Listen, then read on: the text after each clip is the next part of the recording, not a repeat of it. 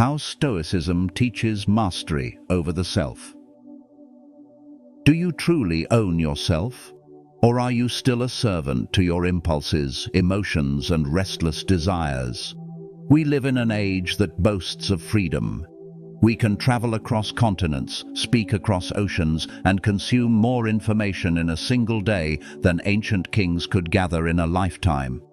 Yet despite this abundance, most people are chained, not by iron, not by prison walls, but by the subtle and relentless grip of their own passions.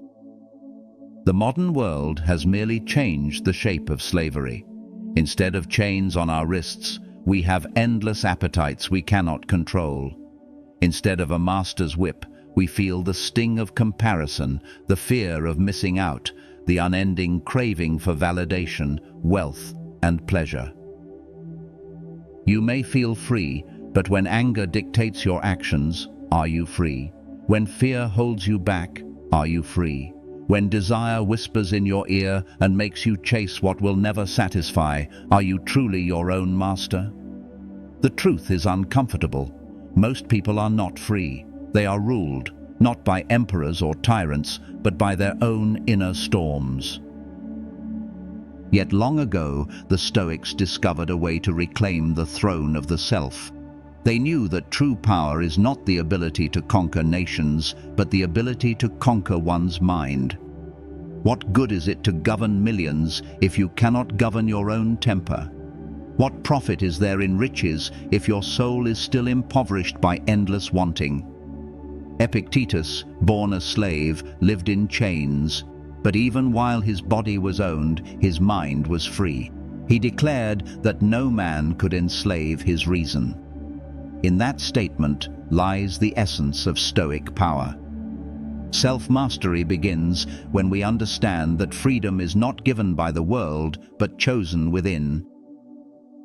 Imagine a fortress built not of stone, but of thought, not of walls, but of will. The Stoics called this the inner citadel, a stronghold against fortune, against the whims of the crowd, against the chaos of fate. When the storms of life rage, when insults are hurled, when losses arrive without warning, you retreat into this fortress. Inside it, you are untouchable, sovereign, unshaken. This is the mastery Stoicism offers. And this mastery is not reserved for emperors or philosophers. It is for anyone who dares to look inward, who dares to ask, what is truly mine to command? So let us begin this journey together. Let us strip away the illusions of control over the world and turn our gaze where control is possible, within. For once you own yourself, no one, not even the universe, can take that freedom from you. Self-mastery in Stoicism is unlike the common definitions of mastery.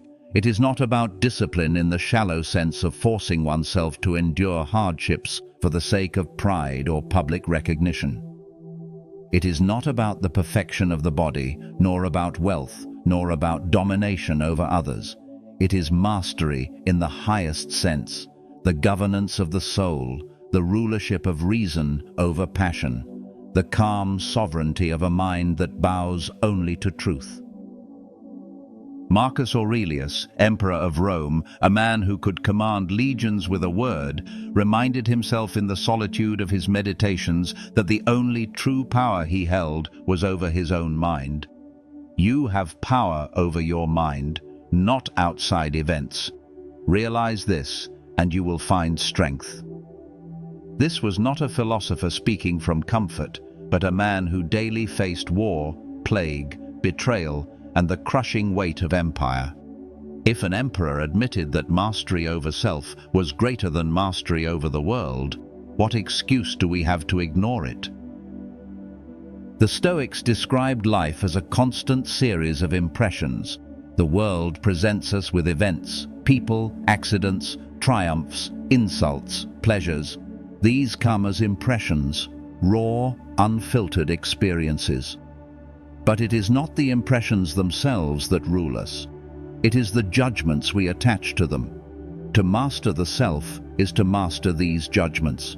It is to pause before you assent to the first impulse, to examine whether what you see is truly good or bad, desirable or harmful, worthy of pursuit or rejection. Think of a man who has wealth yet cannot sleep, who has fame yet trembles with anxiety, who has power yet lashes out in anger. Such a man is not a master but a slave, enslaved by the opinions of others, enslaved by greed, enslaved by fear. Contrast him with another who owns little, who walks quietly among men, who does not tremble at insults, who welcomes fortune and misfortune with the same calm gaze. That man, even if he owns nothing, is a king. He has mastered himself. Self-mastery in the Stoic sense is sovereignty. It is the throne no one can seize from you, the crown that cannot be stripped, the kingdom that death itself cannot conquer. It does not promise you a life without pain, but it promises you the strength to endure pain without surrender. It does not promise you victory in every battle with the world, but it ensures victory in the one battle that matters, the battle within. When the Stoics speak of freedom, they do not mean political freedom, though that is valuable.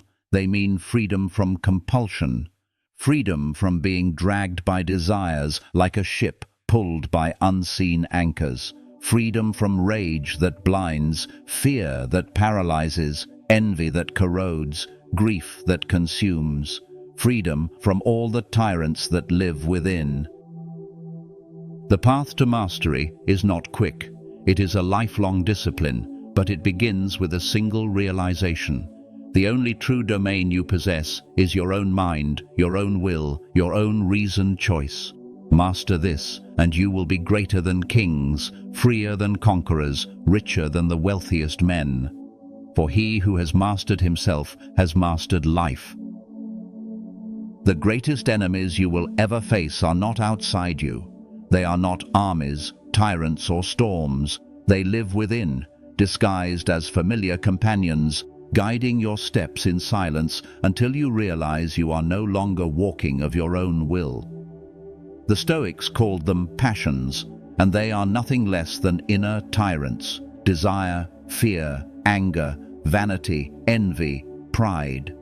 These are the forces that enslave us while we think we are free.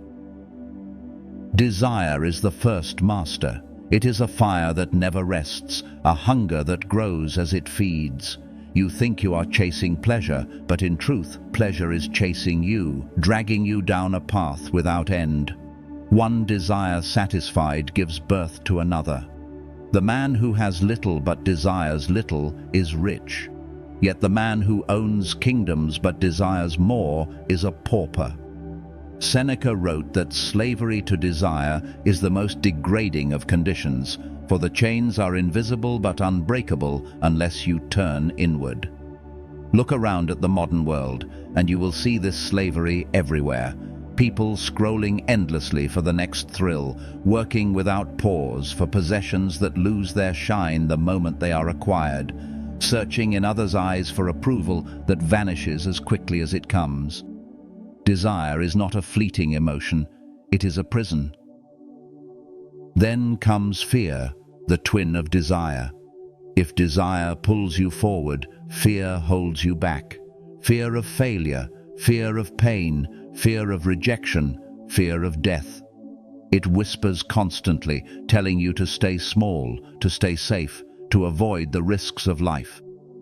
And so many obey it, believing it protects them, when in truth it steals the very life they hope to preserve. The Stoics taught that fear arises from false judgment, from thinking that pain or death or disapproval are evils. But what is truly evil, they argued, is cowardice, dishonor, surrender of the will. Anger, too, is a ruthless master. It promises strength but delivers only weakness. It blinds the mind, drives the hand, and leaves behind nothing but ashes. Seneca called anger temporary madness, and he was right. In its grip, we say what cannot be unsaid, do what cannot be undone. It feels powerful, but it is the surest sign of lost control. To be ruled by anger is to hand the keys of your soul to another, to let the actions of someone else determine the state of your own being. Vanity, envy, pride, all these are no less dangerous. The craving to be seen, the need to compare, the thirst for recognition. These make us slaves to the crowd, chained not by iron, but by opinion. If a stranger's insult can destroy your peace, if another's wealth makes you resent your own life, then you have no mastery at all.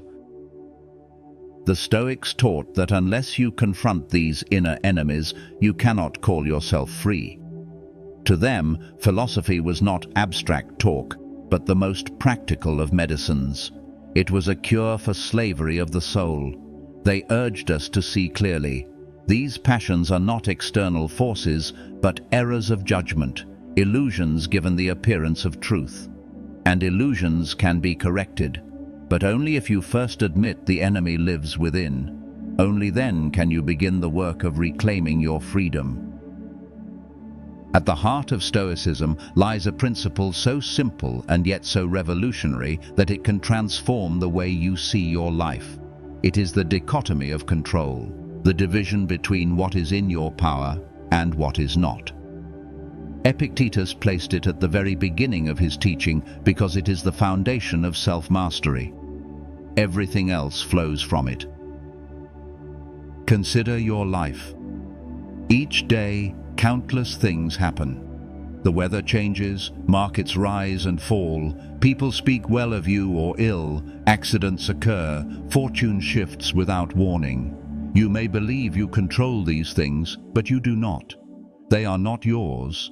What is yours are your judgments, your choices, your actions, your responses. That is your true domain, and nothing outside it belongs to you. This principle is liberating. Imagine losing your job. You cannot control the decision of the employer. You cannot force the economy to bend to your needs. But you can control your response. You can choose despair, or you can choose resilience. You can waste your energy cursing fate, or you can direct it to preparing for the next opportunity. The loss itself was never yours to prevent, but your response always is. Or think of a betrayal by a friend, their choice, their action that lies beyond you. But whether you sink into bitterness or rise into forgiveness, that lies within you. The insult itself cannot harm you. Your judgment about it is what wounds you. The Stoics insisted on this truth. It is not events that disturb us, but our opinions about events. This division between what is in our control and what is not is the very map to freedom. For when you pour your energy into what is yours, your thoughts, your actions, you become strong, calm, unshaken. When you waste your energy on what is not yours, the opinions of others, the turns of fortune, you become restless, bitter, enslaved. Imagine life as a ship at sea.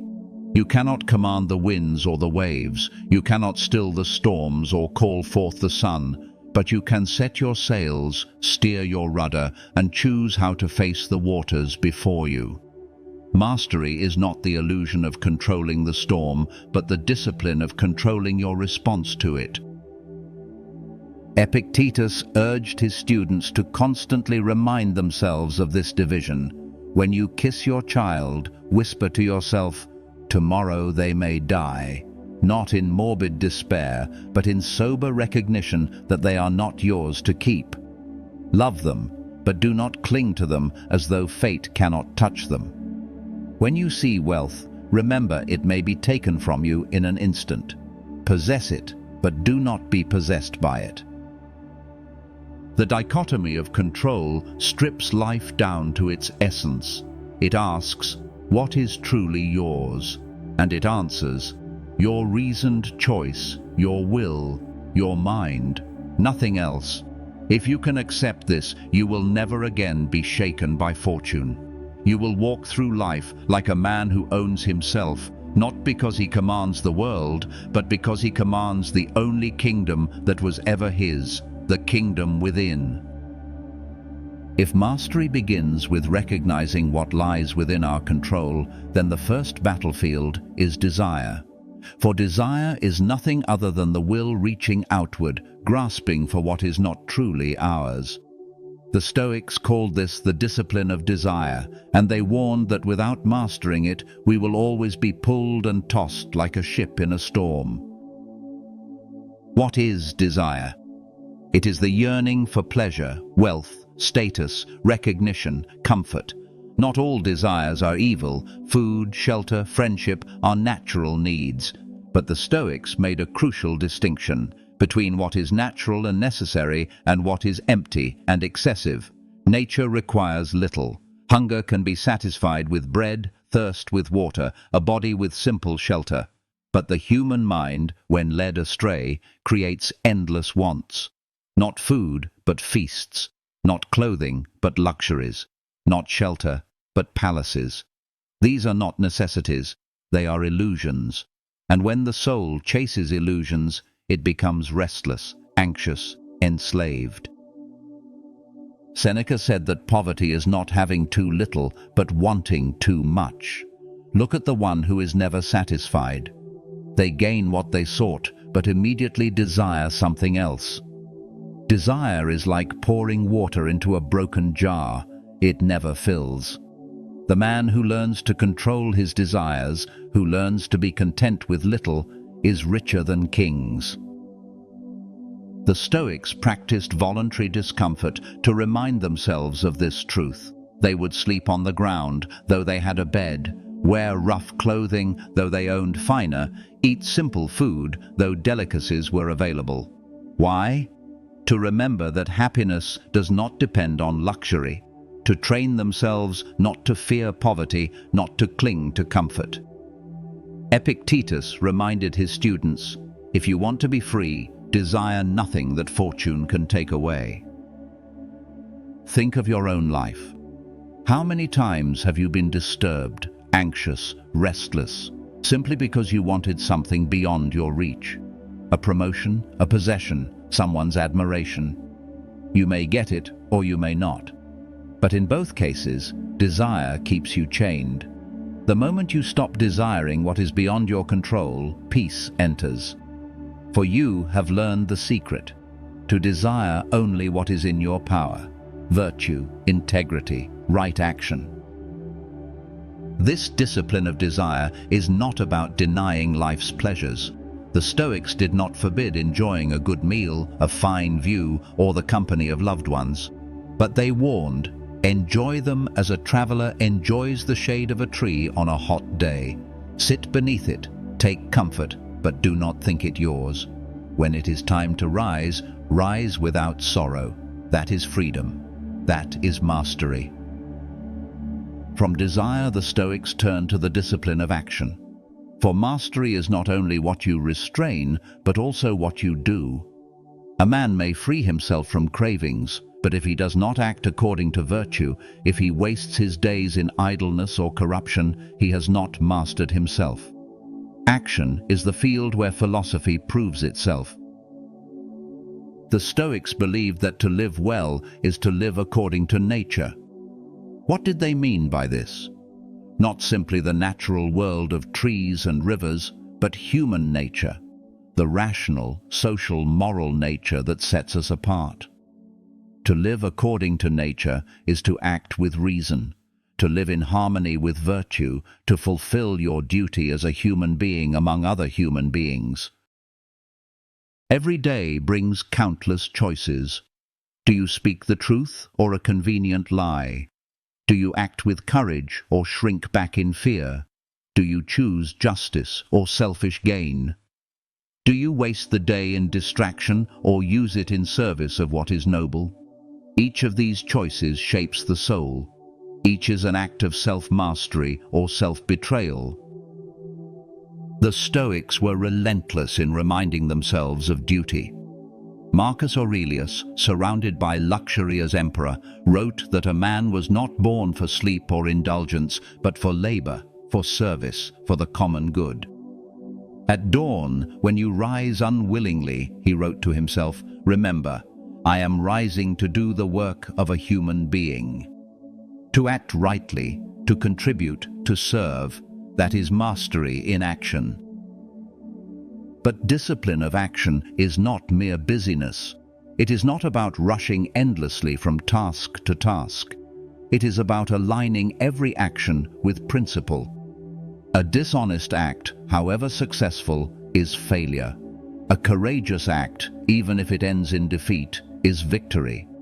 For the Stoic measure of action is not outcome, which lies beyond our control, but virtue, which is always ours. Consider this: you cannot control whether the world rewards your effort. You cannot control whether others recognize your work, whether fortune blesses or curses your endeavors.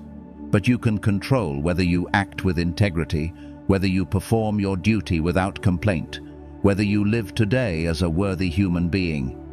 That is your power. That is mastery. The discipline of action transforms daily life into philosophy. It takes abstract principles and makes them flesh. It is easy to speak of wisdom, courage, justice, temperance, but only in action do they live. Only in action do they become habits, and only in habits do they become character. The man who has mastered action does not ask, "What will I gain?" He asks, "What is right?" In living by that question, he becomes unshakable, because no loss, no failure, no misfortune can ever deprive him of the one thing that is always in his control: his own virtue. The Stoics spoke often of impressions, those instant perceptions that flood into the mind the moment something happens: a harsh word, a flash of pain, a sudden change in fortune.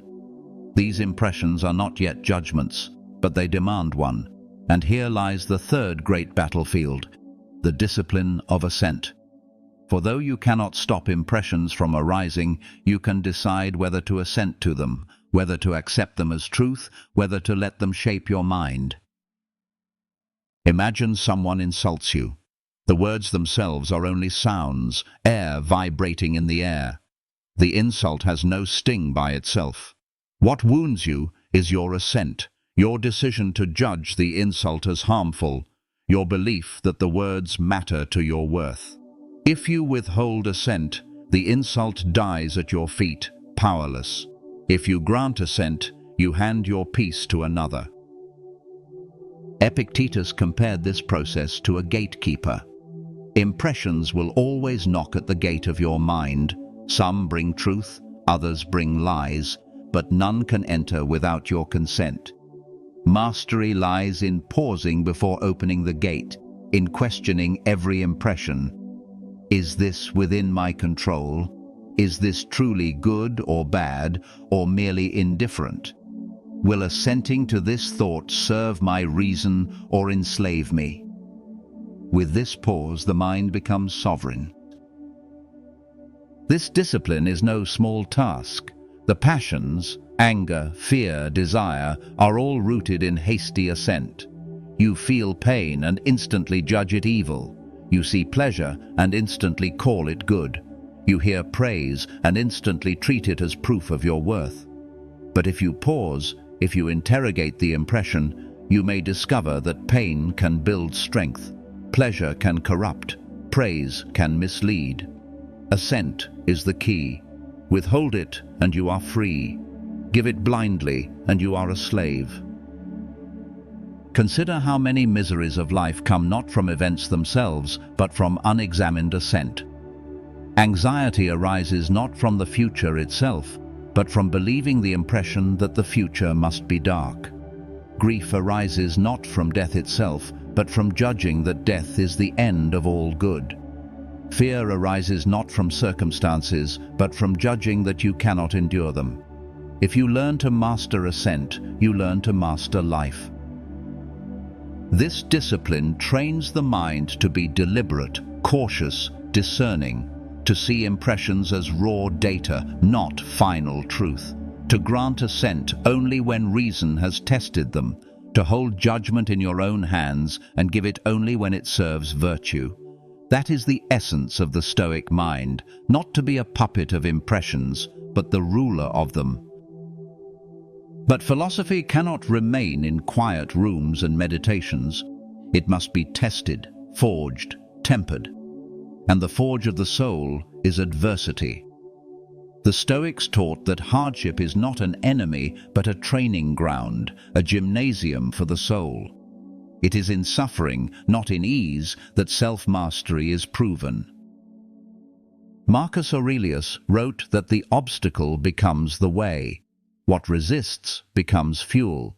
Just as fire grows higher when fed by obstacles, so the soul grows stronger when tested by hardship. To avoid adversity is to remain untrained, like an athlete who never enters the arena, a soldier who never marches to war.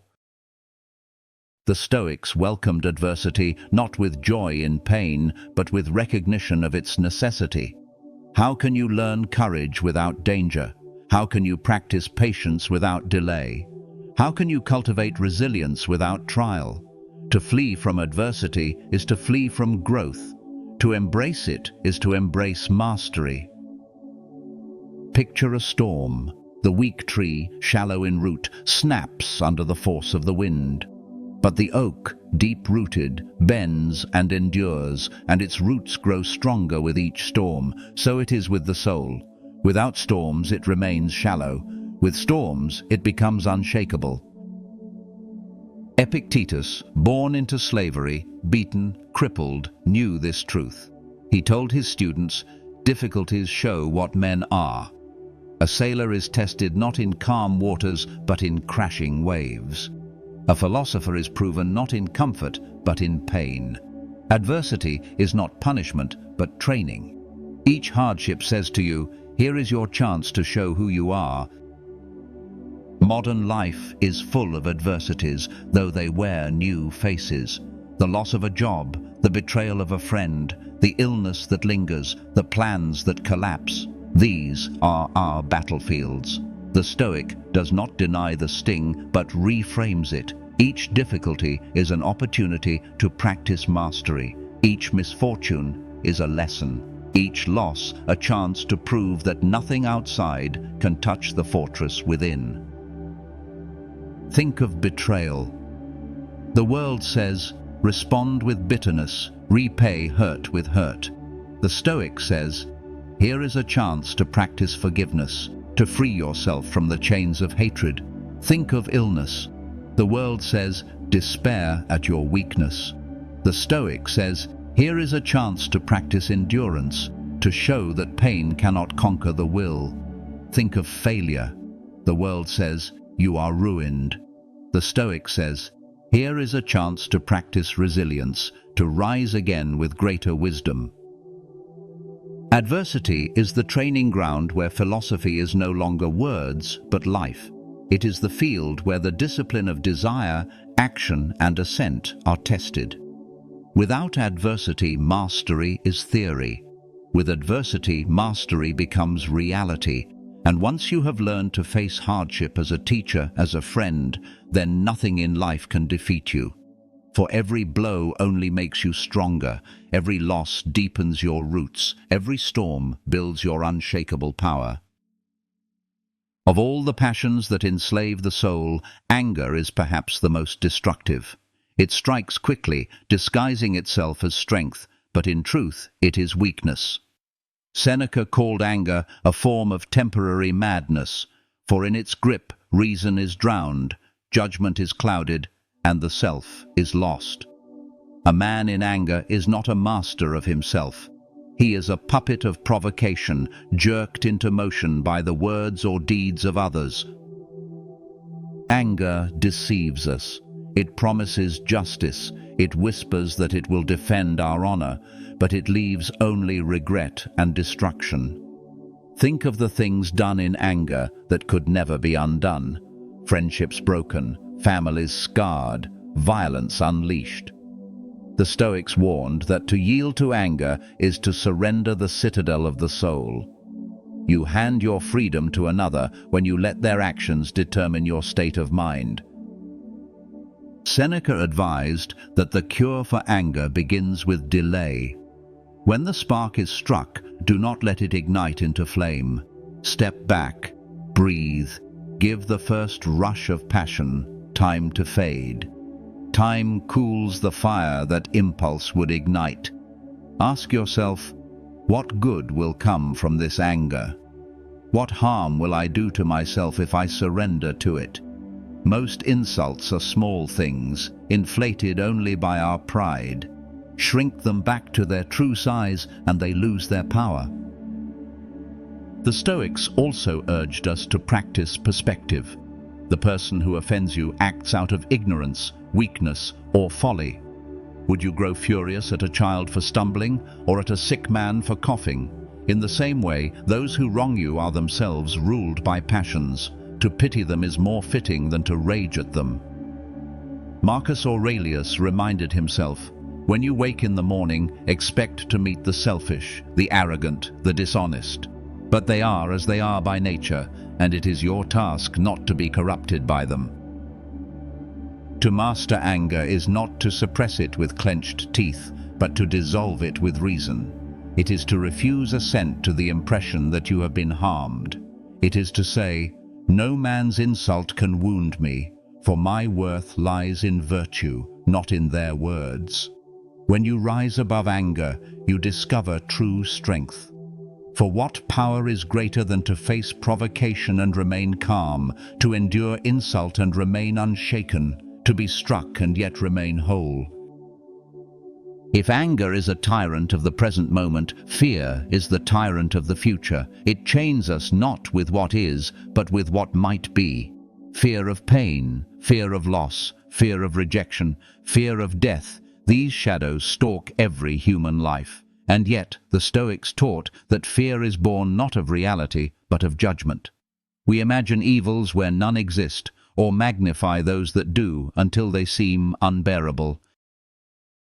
Fear of death was the greatest of these. To the Stoics, death was not an evil, only a natural end. To fear, it is as foolish as fearing the setting of the sun. Marcus Aurelius reminded himself daily, you could leave life right now. Let that determine what you do, say, and think. In remembering death, fear shrinks and life becomes clearer. The practice of premeditatio malorum, the premeditation of evils, was their tool for mastering fear. Imagine the worst that can happen. Picture poverty, exile, sickness, even death. Face them in your mind before fate forces them upon you. In doing so, you rob them of their terror. For much of fear's power comes from surprise, from our refusal to even consider what may come. But once you have faced the worst in thought, you can face it in reality with calm. Fear of pain, too, loses its grip under examination. Pain is not unbearable if endured with courage. It is not eternal, but passing. Epictetus, lame in one leg, taught his students that pain is an impression, and its judgment as evil is what makes it torment. The body may suffer, but the mind can remain free. Even fear of failure is but a false judgment. Failure is nothing more than the world refusing to reward your effort. But the effort itself, if noble, is victory. Success is not yours to command, only virtue is. Why then should you fear what is beyond your control? To master fear is not to feel nothing, but to refuse to be ruled. The brave man feels fear, but acts with reason, refusing to surrender his will. This is true courage, not the absence of trembling, but the refusal to let trembling decide your path. The Stoic looks at fear and says, "You have no power over me, for the only thing I need to preserve is my integrity, and that lies within my control." Thus, anger and fear, those twin tyrants, are brought low. One rules the present with fire, the other rules the future with shadows. But both dissolve when met with reason, discipline, and the remembrance that nothing outside can harm the soul. To master them is to reclaim the throne of the self, and to stand as a free man in a world full of slaves. Desire is often mistaken for life itself. We think we are living when we are chasing, when we are craving, when we are pursuing the objects of our longing. Yet the Stoics warn that unchecked desire is not life, but slavery. To master desire is to distinguish carefully between what is natural and what is unnecessary, between what sustains us and what destroys us. Epictetus taught that some desires are aligned with nature, such as the desire for food, for shelter, for friendship. These keep the body alive and the spirit nourished.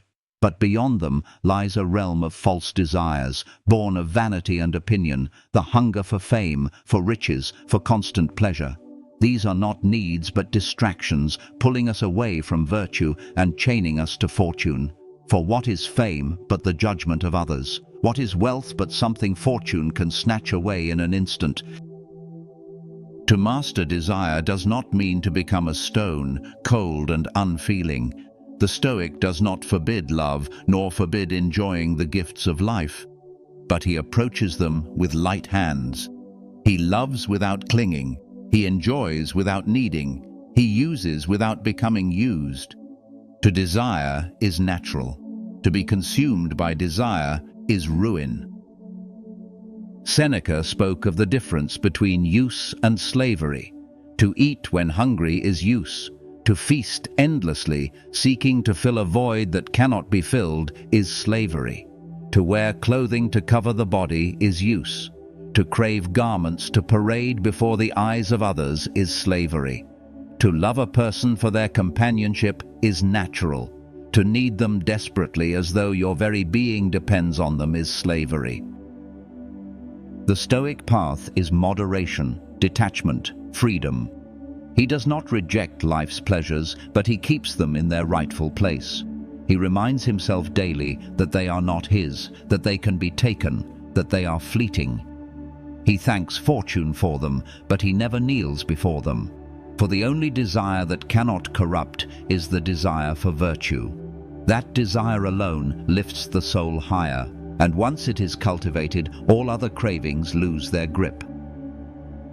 Time is the one possession that cannot be restored, the currency of life spent moment by moment, whether we notice or not.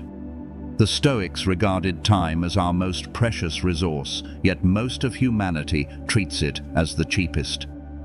Seneca lamented that people guard their wealth with locks and walls, but squander their time as though it were endless, giving it away freely to anyone who asks. Yet time is life itself. To waste time is to waste yourself. The mastery of time begins with awareness of its brevity. Life feels long when we drift through it without purpose, but when death draws near, we suddenly see that it was always short. Seneca wrote in On the Shortness of Life that it is not that we are given too little time, but that we waste so much of it. Hours lost to distraction, to idle talk, to trivial pursuits. These are the thefts that rob us of a full life. To live without mastery of time is to live half asleep, always preparing to live, never truly living. We tell ourselves we will begin tomorrow after the next task, once conditions are right, but tomorrow is never ours. Only this moment is. The Stoic embraces each day as if it were his last. Marcus Aurelius reminded himself each morning that he might not see the evening, and each evening that he might not wake. Such remembrance does not darken the mind, but sharpens it, making every hour more vivid, every act more deliberate. The practices of the Stoics around time were simple yet profound. They kept daily journals, reflecting on how they had used the day, asking whether they had lived according to virtue or wasted their hours in vanity. They practiced intentional living, choosing tasks that served their character, their duty, their growth. They urged themselves not to be dragged by the demands of others, but to spend their limited time as though it were gold. Memento mori, the remembrance of death, was not a grim obsession, but a guide. In remembering that life is fragile and fleeting, the Stoic finds clarity. What seemed urgent shrinks to nothing. What truly matters rises to the surface. love, virtue, wisdom, service. The one who remembers death lives more fully, for he no longer wastes life pretending it will last forever. To master time is to master yourself. It is to refuse the endless drift of distraction, to claim each moment as your own, to direct it toward what is noble and enduring. For when death comes, and it will come, you will not say, "I did not live." You will say, "I lived each day as though it were my last, and so I lived fully." Self-mastery is not forged in a single act of will, but in countless repetitions, in habits carefully chosen and faithfully practiced. The Stoics knew this well. They did not imagine that wisdom would descend suddenly like a blessing, but that it must be built brick by brick in the daily routines of life. To them, philosophy was not merely what one studied in the classroom, it was the discipline one lived from dawn until dusk. Morning was the time for preparation. Marcus Aurelius, emperor yet student of philosophy, would rise and remind himself, "Today I will meet arrogance, deceit, selfishness, hostility. These are the facts of human life, and I must not be surprised by them." By preparing his mind before the day began, he placed himself in command of it. Preparation is a shield against shock, and shock is what so often topples the unprepared soul. When you begin the day expecting difficulty, it cannot overwhelm you. Evening was the time for reflection. Seneca advised his students to review each day before sleep. What did I do well? Where did I fall short? What passions caught me off guard? In this way, every day became a lesson, every mistake a chance to grow, every victory a reminder of progress. This practice is like the sharpening of a blade. Without it, dullness sets in. Journaling, too, was a practice the Stoics prized. Marcus Aurelius did not write his meditations for the world, but for himself, as a private dialogue with his own soul. He questioned his impulses, corrected his errors, reinforced his principles. To write each day is to converse with yourself, to train the mind as an athlete trains the body. They also practiced negative visualization, imagining loss, pain, and death. Not to wallow in sorrow, but to inoculate the mind against fear and to deepen gratitude. When you imagine losing what you love it more rightly, without clinging. When you face the possibility of hardship, you are ready when it comes. Voluntary discomfort was another training ground.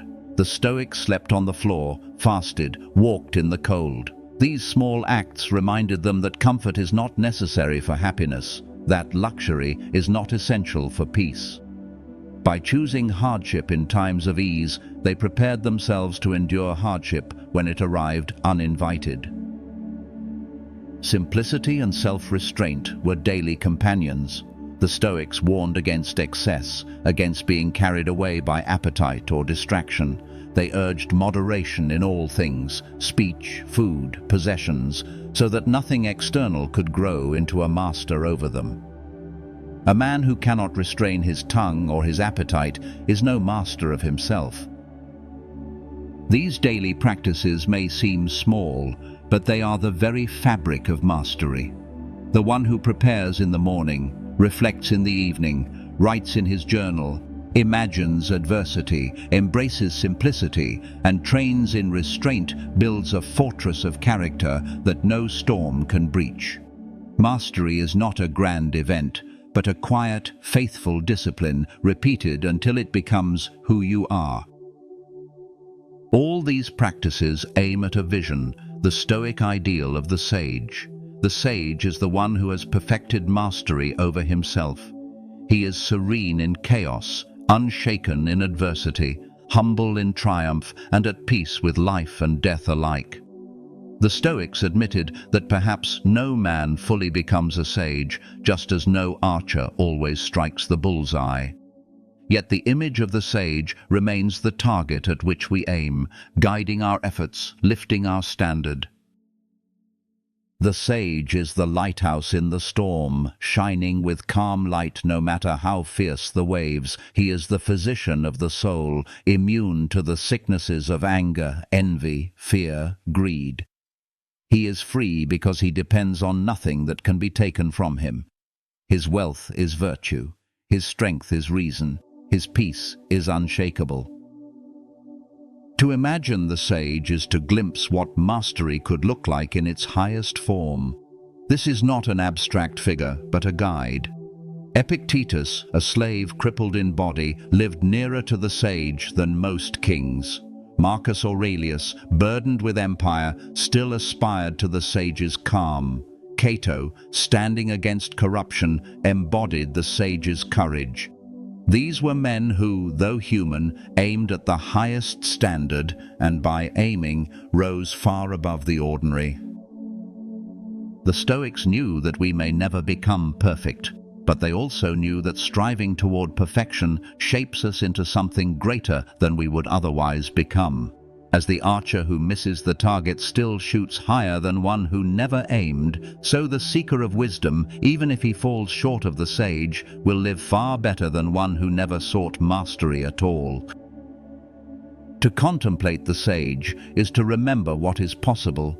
It is to hold before the mind a vision of true freedom, true peace, true strength. And in that vision we find both humility and inspiration. Humility, for we see how far we are from such mastery. Inspiration, for we see that the path is open and every step taken in discipline and virtue brings us closer. The world often confuses mastery of the self with mastery of others. Modern culture celebrates conquest, domination, influence, and success measured in wealth, status, and control. Yet the Stoics remind us that such forms of power are fragile. They depend on circumstances, on the obedience of others, on the favor of fortune. Strip them away, and the man who leaned on them collapses. True mastery, the Stoics insist, is inward. It cannot be taken, for it rests not on externals, but on the governance of the soul.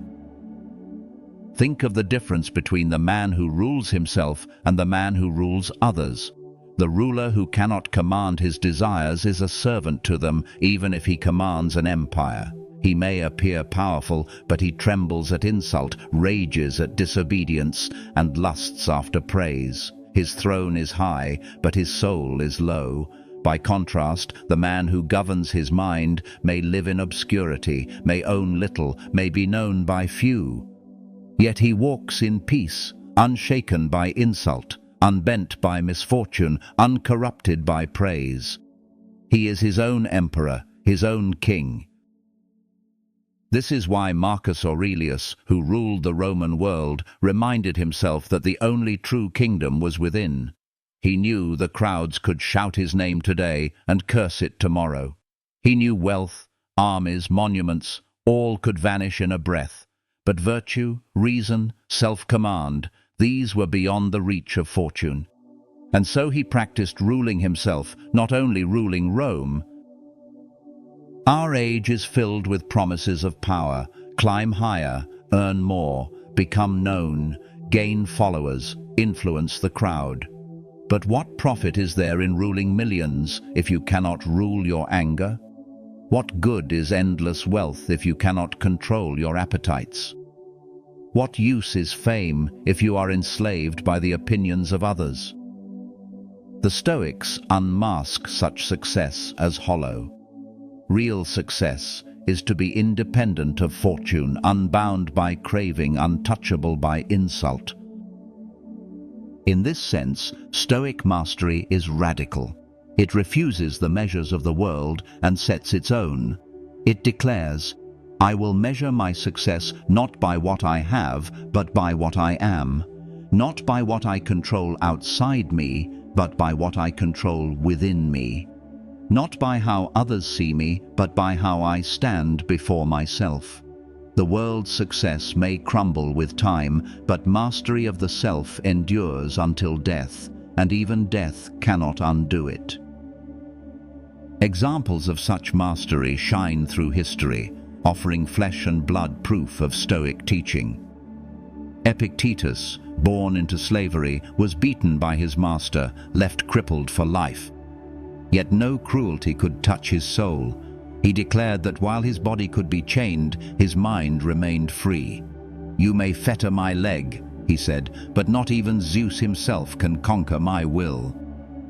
By mastering himself, he was freer than his captors, richer than emperors, sovereign in the truest sense. Marcus Aurelius stood at the opposite extreme, an emperor, supreme ruler of the Roman Empire. Yet in his private writings, he wrestled with anger, pride, despair. He disciplined himself daily, reminding himself that his power was nothing compared to the mastery of his own mind. Surrounded by flattery, he sought humility.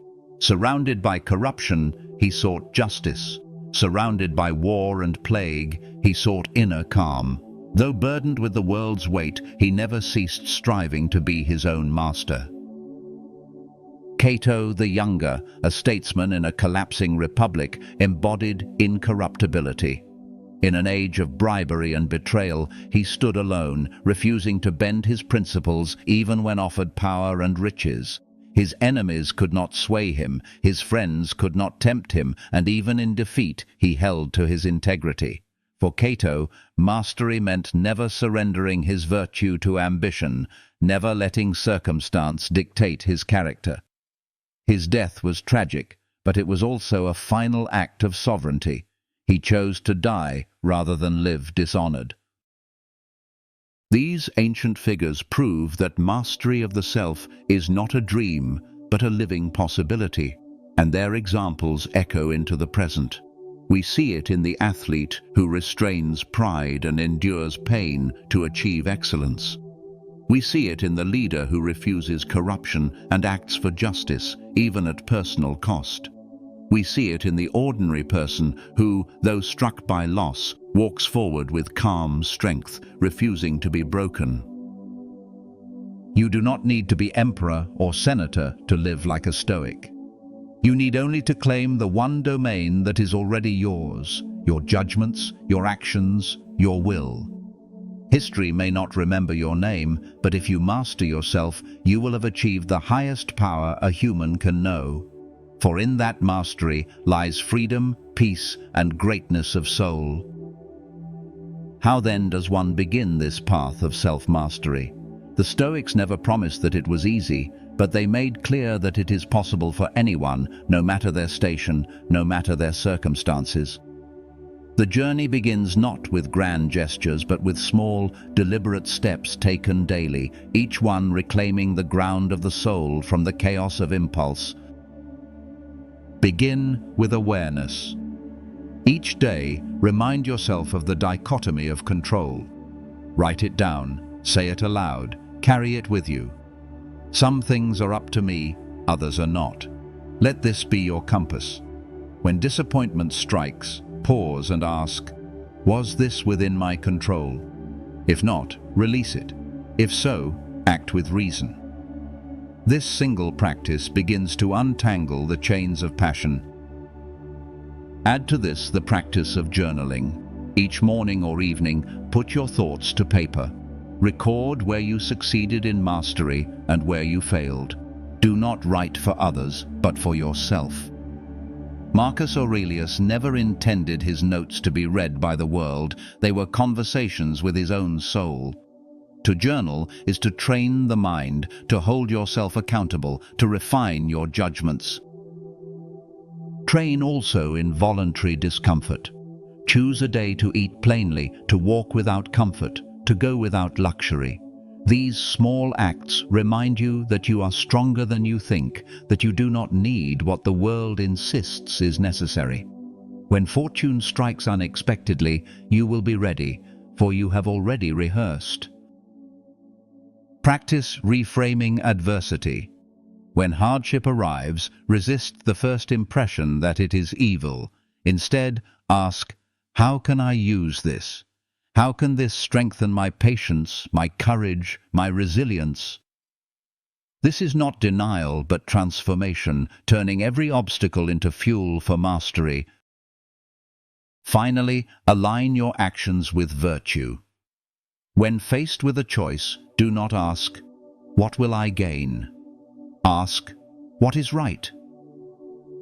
In choosing justice, courage, wisdom, and temperance again and again, you make them the very fabric of your character. This is mastery, not a single triumph, but a life woven with virtue. Take these steps today, not tomorrow, for tomorrow is uncertain, but today is yours. And each day lived in discipline is a step toward freedom, a step toward sovereignty, a step toward becoming master of yourself. What then is the reward of such mastery? Why devote your life to this discipline? Why wage this long war against desire, fear, anger, and vanity? Because the prize is nothing less than freedom, peace, and unshakable strength. The one who masters himself is free because no force can compel his soul. Wealth may be taken, but he does not cling to it. Reputation may crumble, but he does not depend on it. Pain may strike, but he endures it. Death may approach, but he does not fear it. He walks through life unbound because his happiness lies in what no one can steal, his own reasoned will. The one who masters himself is at peace because his mind is not tossed by every wave of fortune. He does not chase endlessly after pleasure, nor does he sink beneath the weight of loss. He accepts what comes with calm, he lets go of what departs without sorrow. His joy is not the fragile joy of circumstances, but the deep, abiding peace of a soul in harmony with itself. The one who masters himself is strong because nothing can break him. Insults cannot wound, for his worth does not depend on others. Hardship cannot destroy, for he transforms it into growth. Even death cannot defeat him, for he meets it as a natural part of life. His strength is not loud or violent, but quiet, steady, enduring, the strength of a fortress built within. This is why the Stoics placed self-mastery above all other pursuits. For once you master yourself, you are prepared for anything. No enemy can conquer you, no misfortune can shake you, no loss can undo you. You will walk through life as one who is truly sovereign, whose kingdom is unassailable, whose freedom is absolute. Marcus Aurelius wrote, "You have power over your mind, not outside events. Realize this, and you will find strength." That is the essence of Stoic wisdom. Strength is not in armies or wealth or fame. Strength is here within you, waiting to be claimed. So the call is simple and profound. Rule yourself. Govern your desires, command your fears, restrain your anger, guard your time, direct your actions. Build the inner citadel that no storm can breach. For when you have mastered yourself, you will have mastered life, and nothing, not even death, will ever take that mastery away.